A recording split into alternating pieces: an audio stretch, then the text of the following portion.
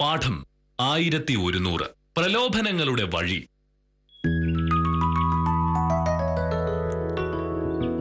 സത്യസന്ധനായ സർക്കാർ ഉദ്യോഗസ്ഥനെ ചതിയിൽ കൊടുക്കാൻ ശ്രമം. ഉദ്യോഗസ്ഥന്റെ ബുദ്ധിപരമായ നീക്കങ്ങൾ കൊണ്ട് അദ്ദേഹം രക്ഷപ്പെട്ടു. PWDയിലെ ക്ലർക്കായ സുന്ദരേശ്വനാണ് അപകടത്തിന്റെ വക്കിലെത്തിയിട്ടും രക്ഷപ്പെട്ടത്. ഇദ്ദേഹം സത്യസന്ധനായ ഉദ്യോഗസ്ഥനായി അറിയപ്പെടുന്ന ഒരാളാണ്. അനധികൃതമായി ബില്ല് മാറിക്കിട്ടാൻ ശ്രമിച്ച കരാറുകാരനെതിരെ ഇദ്ദേഹം ശക്തമായ നിലപാടെടുത്തത് കൊണ്ടാണ് കരാറുകാരൻ വളഞ്ഞ വഴി നോക്കിയത്. സുന്ദരേശൻ കൈക്കൂലി ചോദിച്ചുവെന്ന് വിജിലൻസുകാരെ അറിയിച്ച കരാറുകാരൻ അവർ നൽകിയ നോട്ടുമായി ആഫീസിലെത്തുകയായിരുന്നു. കയ്യിലുണ്ടായിരുന്ന പണം സുന്ദരേശനെ ഏൽപ്പിക്കാനായി ഇയാൾ പലതരം കള്ളങ്ങൾ പറഞ്ഞുവെങ്കിലും സംശയം തോന്നിയ സുന്ദരേശൻ ആളുകളെ വിളിച്ചുകൂട്ടി കരാറുകാരന്റെ കള്ളത്തരം പൊളിക്കുകയായിരുന്നു. എങ്ങനുണ്ട്? സത്യസന്ധനായ ഒരു ഉദ്യോഗസ്ഥനെ കെണിയിലാക്കാൻ കള്ളന്മാരിങ്ങനെ ഇറങ്ങി പുറപ്പെട്ടാൽ എന്ത് ചെയ്യും? എന്ത് ചെയ്യുന്നിപ്പോ കണ്ടില്ലേ? ആ ഉദ്യോഗസ്ഥരെ പോലെ ബുദ്ധിപരമായിട്ട് പെരുമാറണം. അമേ, കള്ളന്മാർ ഒന്നും രണ്ടും അല്ലല്ലോ, ഒരുപാട് പേരുണ്ടല്ലോ. അവർക്ക് പണമുണ്ട്, സ്വാധീനമുണ്ട്. ഒരു സാധാരണ സർക്കാർ ഉദ്യോഗസ്ഥനെ കുടുക്കി പിടിക്കാൻ അവർക്ക് ഒരു പ്രയാസവും ഉണ്ടാവില്ല. സത്യത്തിൽ സത്യസന്ധനായ ഒരു ഉദ്യോഗസ്ഥനായിരിക്കുക എന്ന് പറയുന്നത് എത്ര പ്രയാസമുള്ളൊരു കാര്യമാണെന്നറിയാം. എന്നെപ്പോലുള്ള ഉദ്യോഗസ്ഥന്മാർ അതിർത്തിയിൽ നിൽക്കുന്ന പട്ടാളക്കാരെ പോലെയാണ്. ഏതു നിമിഷവും അപകടത്തിൽ ചാടാം. പറഞ്ഞു ഒരുപാട് അങ്ങ് കൂട്ടല്ലേ. ഏതോ ഒരു ഉദ്യോഗസ്ഥനെ പറ്റിക്കാൻ ആരോ ശ്രമിച്ചു എന്നുള്ള കാര്യം ഞാൻ സമ്മതിക്കുന്നു. പക്ഷെ അതിന്റെ പേരിൽ നിങ്ങളൊക്കെ എന്തോ ഭയങ്കര അപകടത്തിലാണെന്ന് നിങ്ങൾ പറയല്ലേ. നിനക്ക് മനസ്സിലാവില്ല ഭാമേ ഞങ്ങളുടെ ബുദ്ധിമുട്ട്. സത്യസന്ധനായിരിക്കുക എന്നുള്ളതാണ് ഈ ലോകത്തെ ഏറ്റവും പ്രയാസമുള്ള ഒരു കാര്യം. അതുകൊണ്ടാണ് സത്യസന്ധനായി എന്നെ ഈ നാട്ടുകാർ മുഴുവൻ ബഹുമാനിക്കുന്നത്. അപ്പൊ ശരി, മോഹനേട്ടൻ ഇവിടെ ഇരുന്ന് കുറച്ചും കൂടെ സത്യസന്ധനാവും. എനിക്ക് അടുക്കളയിൽ കുറെ പണിയുണ്ട്. സത്യസന്ധതയും പറഞ്ഞിരുന്നിട്ടുണ്ടെങ്കിൽ വിശപ്പ് മാറൂലല്ലോ. അതുകൊണ്ടാ. ആ, സത്യസന്ധമായിട്ട് ഫോൺ അടിക്കുന്നുണ്ട്. അത് മോഹനേട്ടൻ എടുക്കോ അതോ ഞാൻ എടുക്കണോ? എനിക്ക് സൗകര്യമില്ല. അതാണ്. ദേഹമനയിട്ടുള്ള സത്യസന്ധതയ്ക്കൊന്നും എന്റെ മോഹനേട്ടൻ തയ്യാറല്ല എന്നുള്ള കാര്യം എനിക്കറിയാലോ. വർത്താനമാണല്ലോ സാറിന് പ്രിയ. എന്താ അങ്ങനെ പറഞ്ഞത്?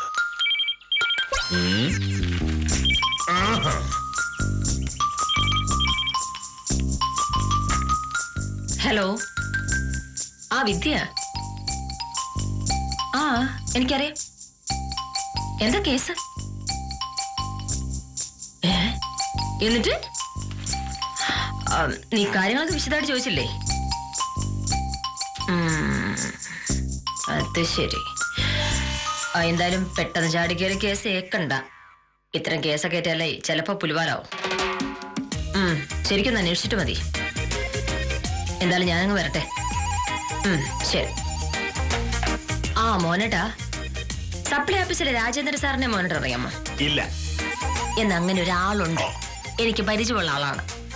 ആള് വലിയ കുഴപ്പക്കാരാണെന്ന് തോന്നിയിട്ടില്ല. ഇപ്പതാ ഒരു സ്ത്രീയുടെ പരാതി. സപ്ലൈ ഓഫീസിൽ ചെന്ന് ആ സ്ത്രീയോട് രാജേന്ദ്ര സാർ അപമര്യാദയായിട്ട് പെരുമാറിയുന്നു. ആളെപ്പോ പോലീസ് പൊക്കിയിരിക്കുക. രാജേന്ദ്ര സാറിന്റെ അനിയൻ വിദ്യ കാണാൻ ചെന്നിരിക്കുന്നു. ചേട്ടനെ ജാമത്തിൽ ഇറക്കണമെന്ന് പറഞ്ഞിട്ട്. രാജേന്ദ്ര സാർ നിരപരാധിയാണ്, കെട്ടിച്ചമച്ച കേസാണെന്നൊക്കെയാണ് അയാൾ പറയണത്. ആയിരിക്കും. സത്യസന്ധരായ സർക്കാർ ഉദ്യോഗസ്ഥന്മാരെ കൈക്കൂലി കേസിൽ മാത്രമല്ല ഇത്തരം പെണ്ണു കേസിലും കൊടുക്കാനൊക്കെ ആളുകളുണ്ടാവും. നിനക്കറിയാമോ, എന്റെ ഓഫീസിൽ വരുന്ന സ്ത്രീകളോട് ഞാനൊരു അകലം വിട്ടേ പെരുമാറും. മിക്കവാറും കാഞ്ചനയോ സ്വയം പ്രഭയോ ആ കാര്യങ്ങൾ ഏൽപ്പിക്കും. ഇനി വല്ല കള്ളക്കേസൊക്കെ ഉണ്ടാക്കിയാലോ? ഇപ്പൊ നിനക്ക് മനസ്സിലായോ സർക്കാർ ഉദ്യോഗസ്ഥന്മാർ എന്തൊരു സാഹസത്തിലാണ് ജീവിക്കുന്നതെന്ന്? എന്തെങ്കിലും അഴിമതി കാണിച്ചാൽ അത് കേസ്. ഒരു അഴിമതിയും കാണിച്ചില്ലെങ്കിലോ അഴിമതിക്ക് കൂട്ടു നിൽക്കാത്തതിന്റെ പേരിൽ കള്ളക്കേസിൽ കൊടുക്കാൻ ശ്രമം. ഞങ്ങൾ സർക്കാർ ഉദ്യോഗസ്ഥന്മാരെ സമ്മതിക്കണം. രാജേന്ദ്ര സാർ എന്റെ അനുഭവത്തിൽ മാന്യനാണെന്ന് മാത്രമേ ഞാൻ പറഞ്ഞുള്ളൂ മോനേട്ടാ. അയാളുടെ ശരിക്കുള്ള കയ്യിലിരിപ്പ് എന്താണെന്ന് നമുക്കറിഞ്ഞൂടല്ലോ. അതുകൊണ്ട് വളരെ ആലോചിച്ചൊരു കേസ് ഏറ്റാ മതി ഞാൻ വിദ്യയോട് പറഞ്ഞിട്ടുണ്ട്. ഇനി എന്താ ആലോചിക്കണം? ആരാണ് പോയി നോക്ക്. ആ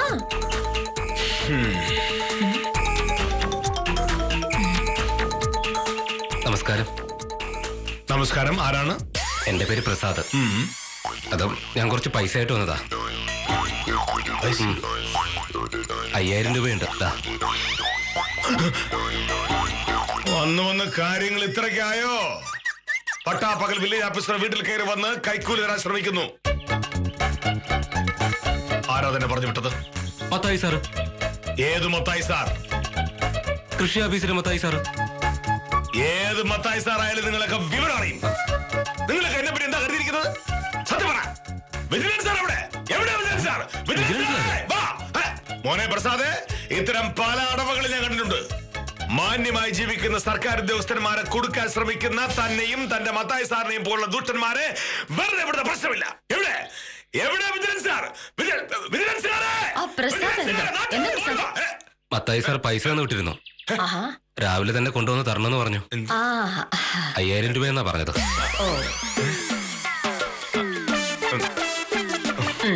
ശരി, സാറോട് ഞാൻ അങ്ങോട്ട് വിളിച്ചോളെന്ന് പറഞ്ഞാൽ മതി. ഇതെല്ലാം കേടാണല്ലോ. ഇത് നോക്കാറില്ല ആരും ഇവിടെ.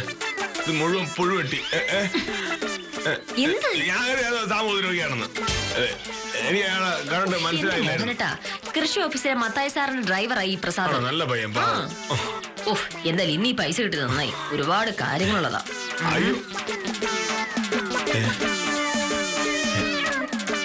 ഈ പൈസ അവളുടെ കയ്യിൽ നിന്ന് അവള് ദൂർത്തടിക്കും. അതിങ്ങ് മേടിച്ചെടുക്കണം.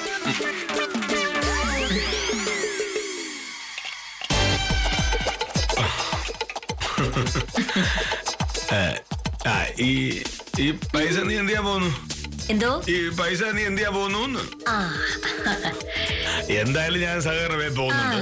അപ്പം നിനക്ക് വേണമെന്നുണ്ടെങ്കിൽ ഞാൻ ഈ പൈസ അങ്ങ് ബാങ്കിലിട്ടേക്കാം. എന്തൊരു സ്നേഹം എന്റെ മോഹനേട്ടൻ. നോക്കിയേ, എന്തൊക്കെ പ്രശ്നങ്ങളുണ്ടെങ്കിലും കാശിന്റെ കാര്യം വരുമ്പോ എന്റെ മോഹനേട്ടൻ വേറൊരാളാവും കേട്ടോ. ആ കാര്യത്തിൽ മോഹനേട്ടൻ സമ്മതിക്കണം. അതെ അതെ അതെ. രാവിലെ പത്രത്തിലാ വാർത്ത വന്നത് നന്നായി. എല്ലായിരുന്നെങ്കിൽ പ്രസാദ് വരുന്ന വടെ മോഹനേട്ടൻ കാര്യങ്ങൾ ചോദിക്കുന്നു, പ്രസാദ് കാര്യം പറയുന്നു, മോഹനേട്ടൻ ആ പൈസ വാങ്ങി പോക്കറ്റിലെടുക്കും. അതല്ലായിരുന്നു ഇവിടെ ഉണ്ടാവുക. ഇവ പ്രസാദിനെ പരിചയമില്ല, കയ്യിലാണെങ്കിൽ കാശും. മോഹനേട്ടൻ ഒന്ന് പേടിച്ചു. ആ വാർത്ത വന്ന് എന്തായാലും എന്റെ ഭാഗ്യം. പത്രത്തിൽ വാർത്ത വന്നില്ലായിരുന്നെങ്കിൽ ഞാൻ ഇങ്ങനെയൊക്കെ തന്നെ പെരുമാറും. വെറുതെ ഒരാള് കുറെ കാശ് കൊണ്ടതാ ഞാൻ വാങ്ങുകയില്ല. ചുറ്റുപാടും ശത്രുക്കളാ. ഒരു വില്ലേജ് ഓഫീസർ എന്ന് പറഞ്ഞാൽ ഒരു ചെറിയ കാര്യമാണോ? സ്വാധീനിക്കാൻ പലരും പല രീതികൾ നോക്കും. പണം, മദ്യം, അങ്ങനെ എത്ര പ്രലോഭനങ്ങൾ ഓരോ ദിവസവും ഉണ്ടാവും അറിയാമോ? ഇതെല്ലാം നേരിട്ട് ഇപ്പോഴും ഇങ്ങനെ സത്യസന്ധനായിരിക്കുന്നത് എന്റെ ഒരാളുടെ ധൈര്യം കൊണ്ട് മാത്രം. ഒരു വില്ലേജ് ഓഫീസറിന്റെ അവസ്ഥ ഇതാണെങ്കിൽ സത്യസന്ധരായ തഹസിൽദാരോ കളക്ടറോ ഒക്കെ എന്തുമാത്രം പ്രയാസപ്പെടുന്നുണ്ടാവും അല്ലേ മോനട്ടാ? എന്റെ അച്ഛൻ പണ്ട് പറയുമായിരുന്നു, PSC പരീക്ഷ എഴുതി ഇവലെ സർക്കാർ ജോലി വാങ്ങിക്കാൻ. അന്ന് ഞാനതനുസരിക്കാതിരുന്നത് നന്നായി. സർക്കാർ ഉദ്യോഗസ്ഥനെ വല്ല ആയിപ്പോയിരുന്നെങ്കിൽ പിന്നെ എന്തൊരു പ്രയാസമായിരുന്നു. ഒരു കാര്യം പറയുമ്പോ കളിയാക്കുക എന്നുള്ളത് നിന്റെ പഴയ പരിപാടിയാ. നിനക്ക് എന്റെ വില മനസ്സിലായില്ലെങ്കിലും നാട്ടുകാർക്ക് അത് മനസ്സിലാവും. എനിക്ക് അത് ഒത്ത വിളിക്കുന്നുണ്ട്. മോഹനേട്ടനെ സ്വാധീനിക്കാമെന്നാണോ അതോ വിജിലൻസുകാരുമായിട്ട് വന്നാണോ? സൂക്ഷിക്കണേ. ഇഷ്ടപ്പെട്ടില്ല. നമസ്കാരമുണ്ട് സാർ. നമസ്കാരം സാർ. ബഷീറിന്റെ വരുമാന സർട്ടിഫിക്കറ്റ് കാര്യം ഒന്ന് ഓർമ്മിപ്പിക്കാൻ വേണ്ടി വന്നതാണ്. അടുത്ത ആഴ്ച സ്കൂൾ തുറക്കുന്നതിന് മുമ്പ് കിട്ടിക്കഴിഞ്ഞാൽ വലിയ ഉപകാരമായിരിക്കുമെന്ന് ബഷീർ എന്റെ അടുത്ത് പറഞ്ഞു. ബഷീർ പറഞ്ഞില്ലെങ്കിലും അതെനിക്കറിയാം. നാളെ രാവിലെ വന്ന് സർട്ടിഫിക്കറ്റ് വാങ്ങിപ്പോയിക്കോളാൻ പറഞ്ഞോളൂ. വലിയ ഉപകാരം സാറേ. നമസ്കാരം. എന്താണ് കൈ നിറയെ പൈസയാണല്ലോ, എന്താണ് പരിപാടി? ഫീസ് കിട്ടിയതാണ് ഉത്തമ. അത്യാവശ്യം കേസും ഫീസും ഒക്കെ ഉള്ള ഒരു വക്കീലാണല്ലോ ഞാൻ, അല്ലേ? പക്ഷെ മോഹനന്റെ ഒരു കാര്യമാണ് കേട്ടോ കഷ്ടം. ഒന്ന് സത്യസന്ധനായിട്ട് ജീവിക്കണമെങ്കിൽ എന്തുമാത്രം പ്രയാസമാണെന്നുള്ള ഒരു ഉത്തമ അറിയാമോ? ഉദാഹരണത്തിന് മോഹനേട്ടൻ ഒരു വില്ലേജ് ഓഫീസർ. ഒരു വില്ലേജ് ഓഫീസർ എന്ന് പറഞ്ഞിട്ടുണ്ടെങ്കിൽ ഭയങ്കര സംഭവമാണല്ലോ. പലവിധ പ്രലോഭനങ്ങളുമായിട്ട് പലരും ഓഫീസിൽ കയറി വരും. ചിലര് കാശുമായിട്ട് വരും, ചിലര് മദ്യവുമായിട്ട് വരും. അതൊന്നും വേണ്ട എന്ന് പറഞ്ഞ് അവരെയൊക്കെ ഒഴിവാക്കണമെങ്കിൽ ചില്ലറ ചങ്കൂറ്റം മതിയോ ഉത്തമാ? മോഹനയുടെ സാറിന്റെ കാര്യത്തില് സാറിന് നല്ല ഭയങ്കര ചങ്കൂറ്റമാണല്ലോ. എത്ര ആളുകളാണെന്നോ ഓരോ ദിവസം എന്നെ വിളിച്ചിട്ട്, ഉത്തമ നമ്മുടെ വില്ലേജ് ഓഫീസർ മോഹനയുടെ സാറിനെ സ്വാധീനിക്കാനായിട്ട് എന്താ ഒരു വഴി എന്ന്. അപ്പൊ ഞാൻ പറയും, മോഹനയുടെ സാറിന് കൈക്കൂലി കൊടുക്കുന്നതിനേക്കാൾ എളുപ്പം കടലിലെ വെള്ളം ഇങ്ങനെ കുടിച്ചു വെറ്റിക്കുന്നതാണെന്ന്. അതെനിക്കറിയാവുന്ന കാര്യമാണ്. പക്ഷേ മോഹനേട്ടന്റെ ശരിക്കുള്ള പ്രയാസം അതല്ല ഉത്തമ. അതെന്ത്? കൈക്കൂലി തരുമ്പോ വേണ്ടാന്ന് പറഞ്ഞിട്ടുണ്ടെങ്കിൽ ചില ആളുകൾ നമ്മളെ കെണിയിൽപ്പെടുത്തി കൈക്കൂലിക്കാരനാക്കാൻ നോക്കില്ലേ? അത്തരത്തിലൊരു സംഭവം ഇന്നത്തെ പത്രത്തിലുണ്ട്. ചിലര് സത്യസന്ധരായ ഉദ്യോഗസ്ഥന്മാരെ പെണ്ണ് കേസി കൊടുക്കും, ചിലര് അപവാദ പ്രചരണം നടത്തും. അത് കറക്റ്റാണ്. അതെ, കഴിഞ്ഞ ദിവസം ഒരു സംഭവം ഉണ്ടായി. എന്താ? നമ്മുടെ യോഹന്നാൻ കോൺട്രാക്ടർ എന്തോ ആവശ്യത്തിന് വേണ്ടി വില്ലേജ് ഓഫീസിൽ ചെന്നിരുന്നു. അത് ഞാൻ അറിഞ്ഞു സാറേ. അത് ഈ യോഹന്നാൻ കോൺട്രാക്ടർ എന്നെ കണ്ടപ്പോ ചോദിച്ചു, കെ മോഹനയുടെ സാറിനെ ഇങ്ങനെ വളയ്ക്കാമെന്ന്. ഞാൻ പറഞ്ഞു നടക്കൂലെന്ന്. ഉടനെ പുള്ളിക്കാരൻ എന്റെ അടുത്ത് പറയാണ്, ഉത്തമ ഈ വിദേശത്തുനിന്ന് കൊണ്ടുവന്ന ഒരു 1-ാം തരം വിസ്കി ഇരിപ്പുണ്ട്, അതിൽ നിന്നൊരു കുപ്പി എടുക്കട്ടെ എന്ന്. അപ്പൊ ഞാൻ പറഞ്ഞ്, ഈ മോഹനയുടെ സാർ അടിമുടി ഗാന്ധിയനാണ്, മദ്യം കൈകൊണ്ട് തൊടൂല എന്ന്. ഉടനെ അങ്ങേര് പറയാണ്, ഓ അതൊക്കെ പല കുടിയന്മാരെ നമ്പരാ, പരസ്യമായിട്ട് കുടിക്കൂല, പക്ഷെ വീട്ടിൽ ഇരുന്ന് കുടിക്കും, പിന്നെ പുറത്തിറങ്ങി മദ്യവിരോധം പറയുകയും ചെയ്യും എന്ന്. ഞാൻ അപ്പോഴും യോഹന്നാൻ കോൺട്രാക്ടർ എടുത്ത് തീർത്ത് പറഞ്ഞു, സാറ് കുടിക്കൂല എന്ന്. അപ്പൊ യോഹന്നാൻ കോൺട്രാക്ടർ വീണ്ടും എന്റെ അടുത്ത് പറയാണ്, ഉത്തമ മോഹനയുടെ സാറിന്റെ വീട്ടിൽ പോയി നോക്കി കഴിഞ്ഞാൽ സത്യം അറിയാം, വീട്ടിൽ ഇഷ്ടം പോലെ കുപ്പി അടുക്കി വെച്ചിട്ടുണ്ടെന്ന്. എന്നിട്ടുണ്ട് പുള്ളിക്കാരെ അങ്ങനെ എന്നെ ഒന്ന് തീർത്ത് പറഞ്ഞു. ഒരു ദിവസം എന്നെ ആ വീട്ടിൽ കയറി പരിശോധിക്കാൻ സമ്മതിച്ചു കഴിഞ്ഞാൽ എത്ര കുപ്പി വേണമെങ്കിലും ഞാൻ കണ്ടുപിടിച്ചു തരാം ഉത്തമ എന്ന്. എങ്കിൽ പിന്നെ യോഹന്നാൻ കോൺട്രാക്ടറോട് ഇങ്ങോട്ട് കയറി വരാൻ പറ. രണ്ടിലൊന്നും അറിഞ്ഞിട്ട് ബാക്കി കാര്യം. സാറേ അതൊക്കെ ഓരോരോ വട്ടന്മാര് വട്ട് പറയുന്നതല്ലേ, നമ്മളെന്തിനാ അതൊക്കെ മൈൻഡ് ചെയ്യാൻ പോകുന്നേ? അപ്പൊ ബഷീറിനോട് നാളെ വരാൻ പറയട്ടാ സാറേ? തീർച്ചയായും. വലിയ ഉപകാരം സാർ. ശരി വക്കീലേ. നീ എന്ത് തീരുമാനിച്ചു? എന്താ മോനട്ടാ ഈ പൈസയുടെ കാര്യം? ഞാൻ സാധാരണമായി പോകുന്നുണ്ട്. മോനട്ടാ, പക്ഷെ ഈ പൈസ കൊണ്ടുപോകുന്ന കരുതുകയേ വേണ്ട. അല്ല,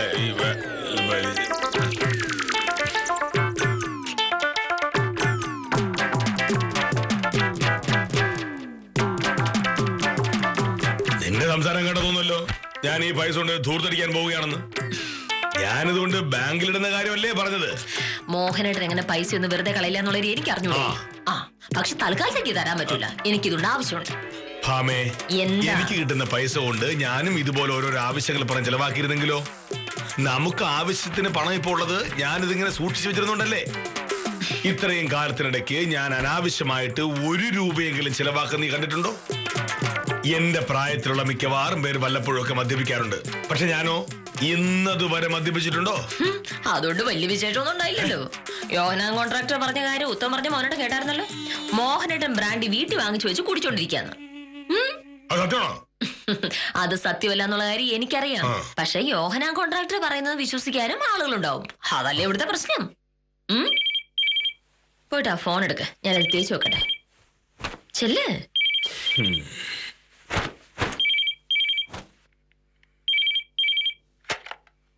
ഹലോ, മോഹനകൃഷ്ണൻ സാറല്ലേ? അതെ സാർ, ഞാൻ യോഹന്നാനാ. സാർ എത്ര മണിക്ക് ആഫീസിൽ പോകുന്നത്? എന്താ കാര്യം? എനിക്ക് സാറിനെ നേരിട്ട് കാണേണ്ട ഒരു ആവശ്യം ഉണ്ടായിരുന്നു. ആഫീസ് കാര്യത്തിനാണെങ്കിൽ ആഫീസിൽ വരണം. അല്ല സാർ, ഒരു വ്യക്തിപരമായ കാര്യമാണ്. ശരി, ഞാൻ 9:30 പുറപ്പെടും. അതിന് മുൻപേ വന്നാൽ കാണാം.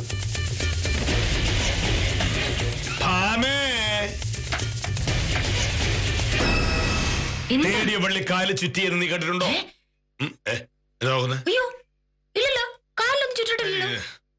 കുറച്ച് കഴിയുമ്പോ ചുറ്റും.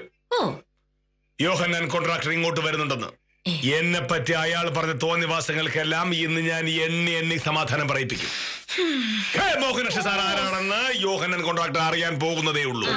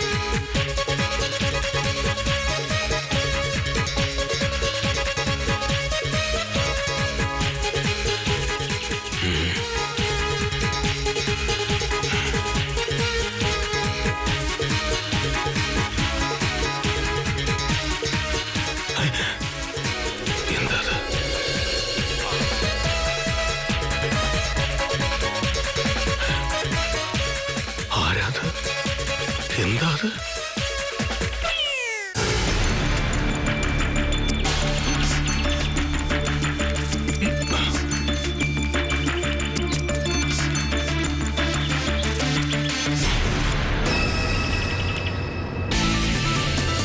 ബോംബാണോ?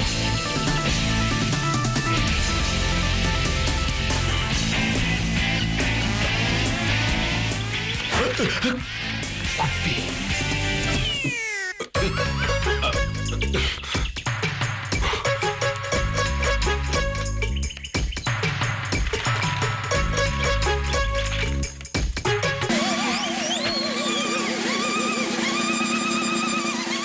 ബ്രാൻഡി, മദ്യം.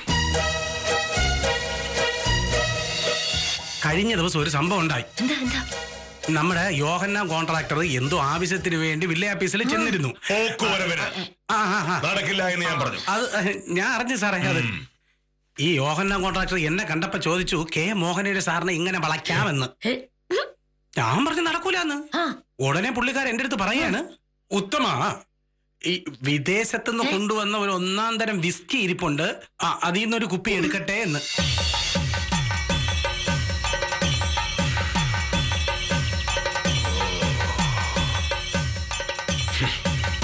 മദ്യം ഇവിടെ കൊണ്ടുവന്ന് വെച്ചിട്ട് പിറകെ യോഹന്നാൻ കോൺട്രാക്ടർ വന്ന് കുപ്പി കണ്ടുപിടിക്കാനുള്ള ശ്രമമാണ്. അങ്ങനെ അങ്ങ് വിട്ടാൻ പറ്റില്ലല്ലോ. എങ്ങോട്ട്? ഇങ്ങോട്ടല്ലേ?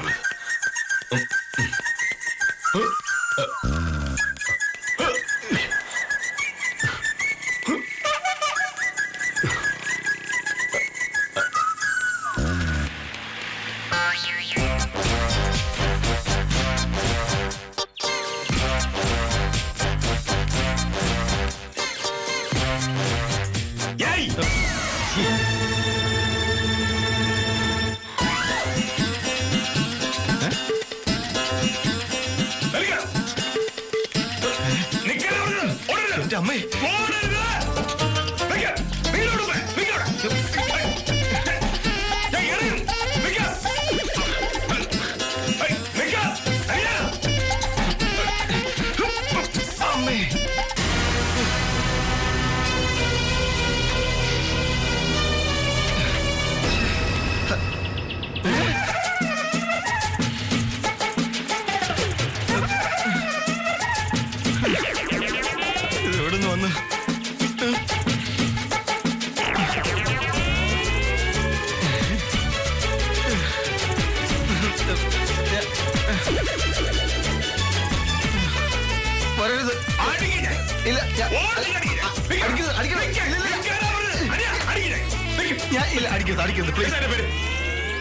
സുശീലൻ. സുശീലനോ? നീയോ? ഇമാതിരി വേണ്ടതിന് കാണിക്കുന്ന പേര് സുശീലനാ? ചേട്ടാ ഞാനത് അറിയാതെ. ചേട്ടൻ ഇപ്പൊ എന്താ വേണ്ടത്? എനിക്ക് എന്താ വേണ്ടത് അറിയില്ലല്ലേ? ഇല്ല. ഇന്ന് തന്നെ പോലീസിനെ പിടിപ്പിച്ചിട്ട് വായിക്കാൻ. പോലീസോ?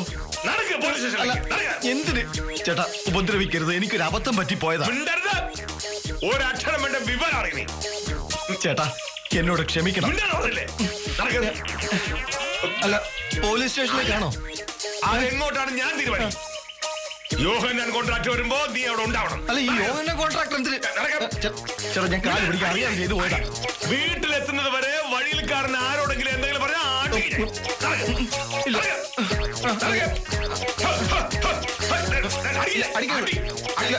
നല്ല അടിക്കരുത്, ഞാൻ ഒരു പാവമാണ്. എന്താണ്?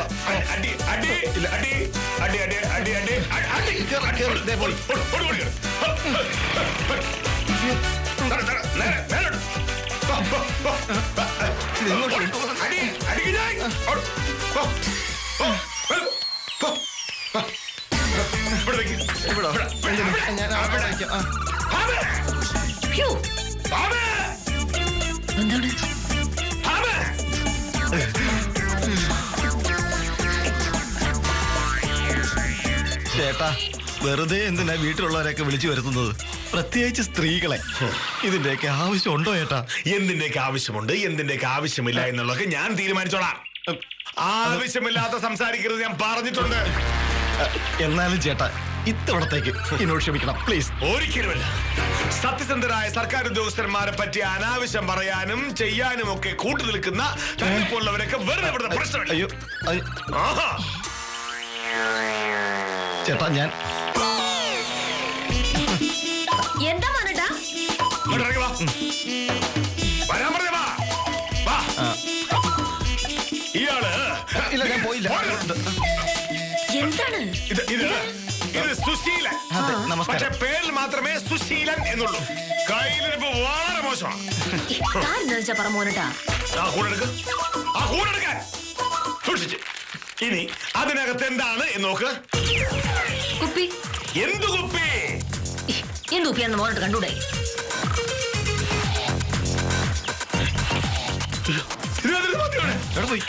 കുറച്ചു മുമ്പ് ഇതിനകത്ത് മുഴുവൻ മദ്യമായിരുന്നല്ലോ. ഇതിനകത്ത് മദ്യം എവിടെ നീ എന്ത് കുടിച്ചാ? മോനട്ടെ പറയുന്നത് മനസ്സിലായില്ലേ? കുറച്ചു മുമ്പ് ഉത്തമം വന്നപ്പോ പറഞ്ഞ ഓർമ്മയില്ലേ? യോഹന്നാൻ കോൺട്രാക്ടർ പറഞ്ഞത് എന്റെ വീട്ടിൽ വന്ന് നോക്കുമ്പോ മദ്യക്കുപ്പി കാണുമെന്ന്. അത് കഴിഞ്ഞ് അയാൾ ചെയ്തെന്നറിയാമോ? എന്താ ഈ നിൽക്കുന്ന സുശീലിന്റെ കയ്യിൽ അയാൾ മദ്യക്കുപ്പി കൊടുത്തു വിട്ടു. എന്നിട്ട് എന്നെ ഫോൺ ചെയ്ത് അങ്ങോട്ട് വരുന്നുണ്ട് എന്ന് പറഞ്ഞു. എന്തിനാ അയാൾ വരുമ്പോ ഈ കുപ്പിയോടെ കാണുമല്ലോ. അതോടെ ഞാനൊരു കള്ളുകുടിയാണെന്നുള്ള കാര്യം അയാൾക്ക് അറിയോട്ട് പറയാലോ. ഈ സുശീലൻ ഈ കുപ്പിയോടെ കൊണ്ടുവച്ചിട്ട് പോകുന്നത് ഞാൻ കണ്ട. ചേട്ടാ ചേട്ടൻ എന്തൊക്കെയാണ് ഈ പറയുന്നത്? എന്നെ പറഞ്ഞു വിട്ടത് യോഹന്നാൻ കോൺട്രാക്ടർ ഒന്നും അല്ല, വിജയനാ. എന്റെ മോനട്ട പാല് വിൽക്കുന്ന വിജയൻ. ആ വിജയൻ എന്നും പാല് കൊണ്ടുവന്ന് ഇവിടെ വെച്ചിട്ടല്ലേ പോകുന്നത്. ഞാനെടുത്ത് അകത്ത് കൊണ്ടുപോയി പാല് പാത്രത്തിലൊഴിച്ച് കുപ്പിയോട് കൊണ്ടുവന്ന് വെക്കുകയും ചെയ്യും. ഞാനേ വിജയന്റെ അളിയനാ. അളിയൻ ചോദിച്ചു ഈ പാൽ ഇവിടെ കൊണ്ടുവന്ന് തരാമോന്ന്. ഒരുപാട് സ്റ്റെപ്പുള്ള വീടാണ്, സ്റ്റെപ്പ് കയറി ചെന്ന് ഗേറ്റിലെടുത്ത് വെച്ചാൽ മതി എന്ന് പറഞ്ഞു. കുറച്ചു മുന്നേ ഞാൻ കുപ്പി എടുത്തോണ്ട് പോയി പാൽ ഒഴിച്ചു വെച്ചിട്ട് ഇത് തിരിച്ചിവിടെ കൊണ്ടുവന്ന് വെക്കുകയും ചെയ്തു. അതിനിപ്പോ എന്താ പ്രശ്നം? ഓഹോ അത് ശരി. അപ്പൊ ഇതിനാണോ ചേട്ടൻ ഈ ബഹളമൊക്കെ ഉണ്ടാക്കിയത്? ഞാൻ കരുതി ഞാൻ വഴി നിന്ന് മൂത്രം ഒഴിച്ചായിരിക്കുമെന്ന്. അത് കൊള്ളാലോ, ഒരു ഉപകാരം ചെയ്തത് ഇപ്പൊ പ്രശ്നമായോ?